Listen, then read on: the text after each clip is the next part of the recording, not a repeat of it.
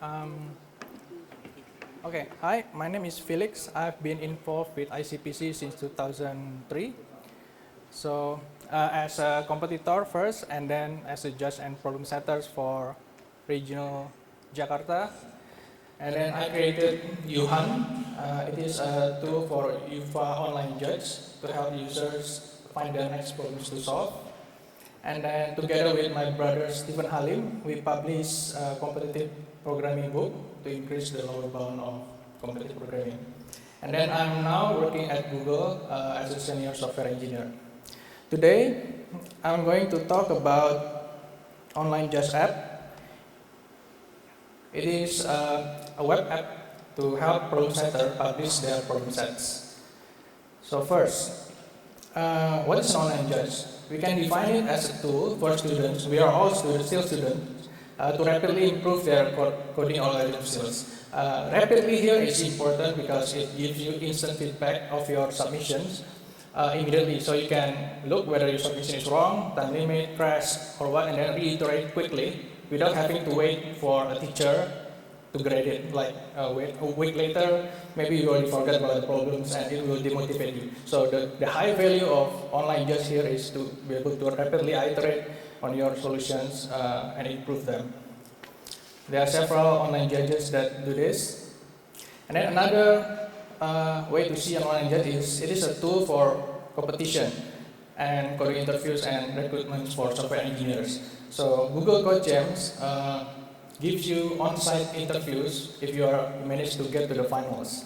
HackerRank, usually used by startups to screen their candidates online before they bring them on-site, something like that. And there are already existing so many online judges. This is from vjudge.net. I just screenshot that. So why do we need to build another online judge? Let's flip this question around. Let's ask why there are so many online judges in the first place. If you are a problem setter, you are setting a problem for a national contest, for example. And then after the contest ends, you want to upload your problem sets into one of these online judges. Which online judge do you pick to upload your problem sets? Do you upload your problem set to UFA Live Archive? I don't think so, because UFA Live Archive only accepts regional problem sets. Do you upload your problem set to Topcoder? I don't think so. Topcoder has their own way to create their own problem sets. Do you upload your problem set to Katis Online Judge? No, unless you are Stephen Halim, which have direct connection to Frederick or Greg, and then they can collaborate quickly, and then the problem set for NUS can be uploaded to Katis right away.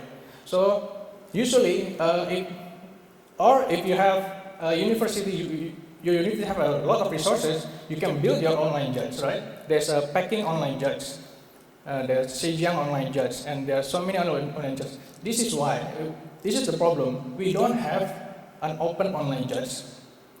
Most of the currently available online judges are closed for problem setters, meaning that you cannot simply upload your problem set to one of the existing online judges. So that's the main problem that online judges is trying to solve. There is one online judge like Spear Online Judge is allowing their users to upload their problem sets, but it is not, the problem setters are not the first-class citizens.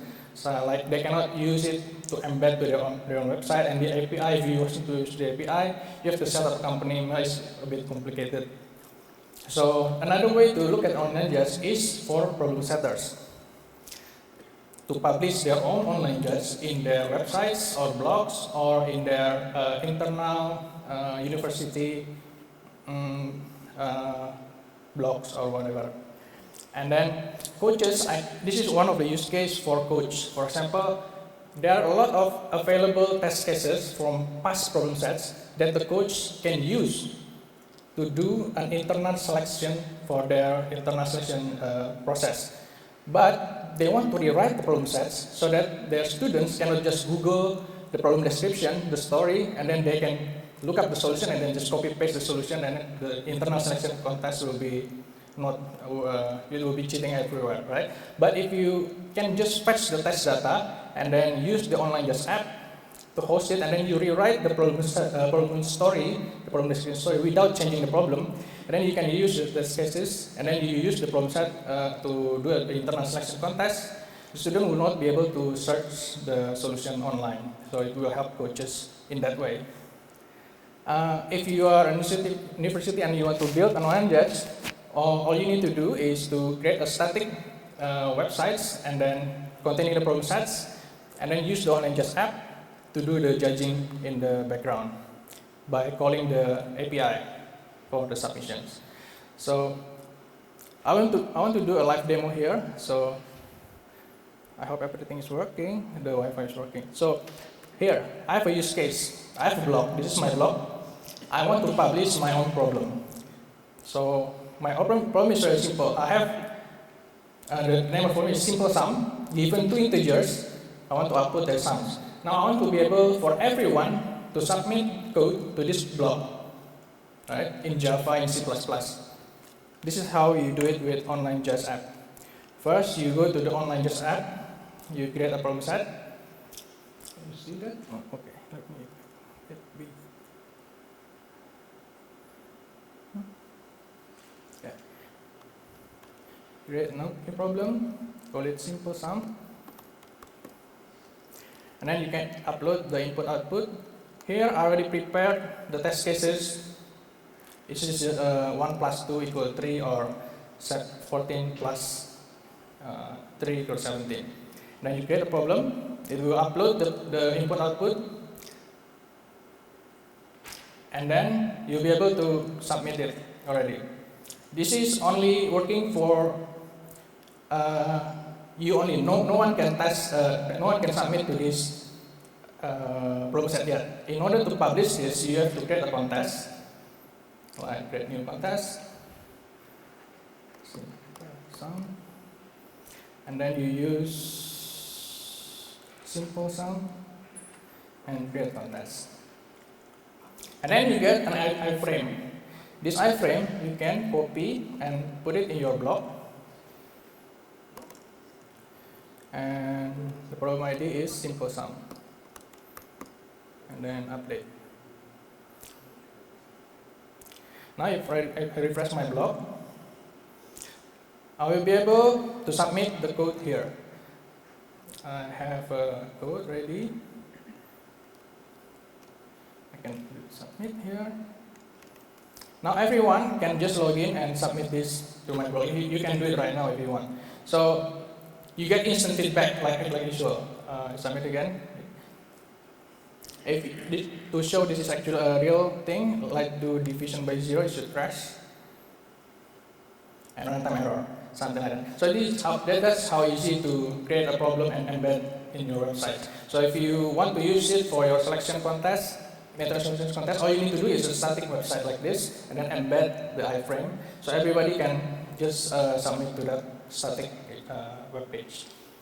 Another thing that I want to demo is the API call. What if you already have a student database in your university, right? And then you don't want for all your students to sign up a Google account just to submit to this website. You want to create a proxy in your university. So you create only one Google account for that university for anonymity. This is very important for GDPR to make everything anonymous. So online just app will not know any individual user. It will just be anonymous of that Google account. So all you need to do is download the API script.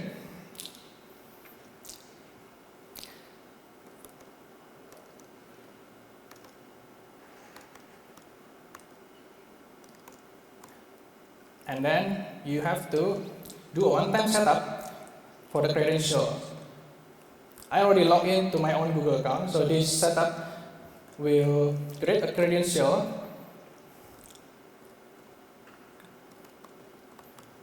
Now everything that you do will be linked to your Google account. Like, for example, if you want to submit a code, you do bash. Can you see that? Okay. API, and then submit.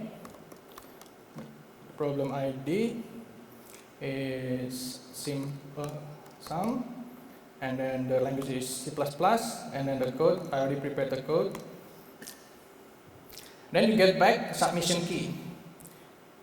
If you want to get the status, you do status, and then the submission key. It is accepted. You can also look at the verdict in the app as well. Simple sum. This is 20 seconds ago. This is the one that I just submitted. If you look at the key, it should be submission key. It should be similar. Okay, that's the demo that for the web API to integrate with whatever existing application that you have. And then the last demo I want to show is scalability. Now this is important. What in the back end, I'm using DOM-Judge run-guard.c for the sandbox. And then these are all the test cases. Test cases from GitHub DOM-Judge. There is like all kinds of attacks that can be done to DOM-Judge, like fork bomb, 6-7, memory limit exceeded, sleep, shutdown, and there are about 40 of them. And how about if all of them submitted concurrently? So currently I only have one judge running, one schedule, and I can scale it up to 20 maximum. And each judge process is running into one of the nodes. One node can run many judges, but for this demo, one node can only run one judge. Currently there is one node. It can horizontally scale to 20 nodes.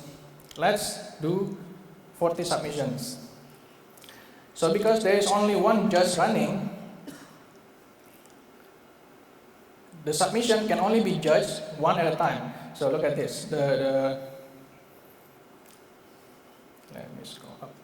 Let me make this so you can see the number of judges running. You can see the number of judges running is 1. The schedule now becomes 20. So there is an auto scaler in the background that constantly monitors how many pending runs are there. In this case, there are 30 more pending runs. And the current judge is only 1, so I need to, the autoscaler will spawn 20 judge spots. I'm using Kubernetes, it's a bit too technical probably, but that's internal. It will spawn 20 judge processes, and the Kubernetes will orchestrate those judge spots into the nodes. It will see that, oh, I need to spawn more nodes. Now that's increasing. Previously it's 1, now it's provisioning more nodes to run the judge process automatically. This is handled by Kubernetes. Now 19. Even though the nodes are machines, right? The machines are already provisioned. You still need to download the Docker image of the judge into the machine. So it still takes some time for the actual judge process to actually run in that machine. So the number of running judge is still 1. We can wait for another minute. Usually it takes 2 minutes to actually start the node and the process inside it.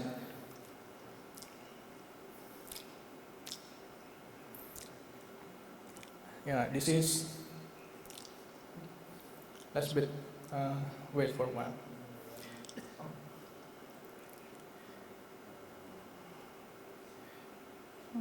In my simulation it should be faster, but yeah.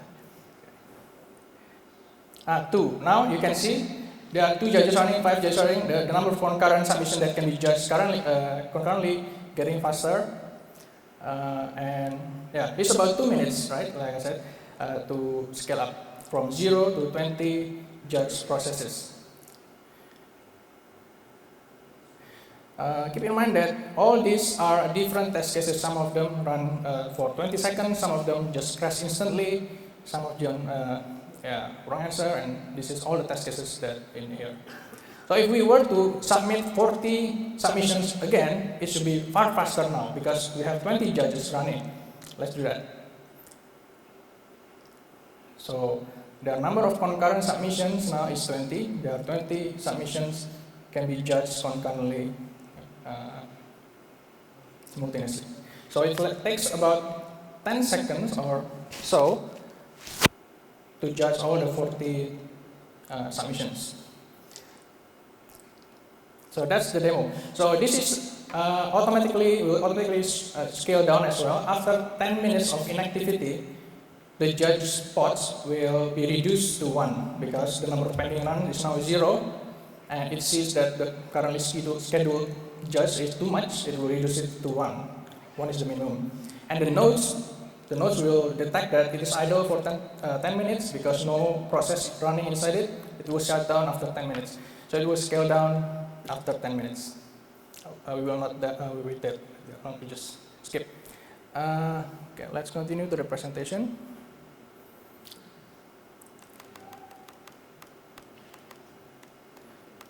I'm going to do this briefly. So we are using DOM Judge Run Guard for the sandbox and its test suite. We are using Kubernetes to orchestrate the judge pods to do auto-scaling automatically, and then we are using Firebase real-time database to communicate between the pods and the front end using Angular. I'm not going to explain the details, but you have inside two default node pools. The default two node pools. The first one is the default node pools. It containing the Kubernetes system and the autoscaler that periodically check the number of pending runs compared to the number of currently running pods. And the greater nodes, one node can have many judge pods, and it can auto-scale if the number of judges needed is bigger than the capacity of the node. It will auto-scale the number of greater nodes. Basically, that's how it works. And how much does it cost? Well, the base cost is for the Kubernetes system and the autoscaler, it has to be on all the time. So we have to pay like $11 per month if you are using this CPU category. And then for the variable cost, you have to have a standby one greater pod. So you have $11 per month again. So the minimum is $22 if you do nothing. In that case, you get about 0 to 2 concurrent submissions.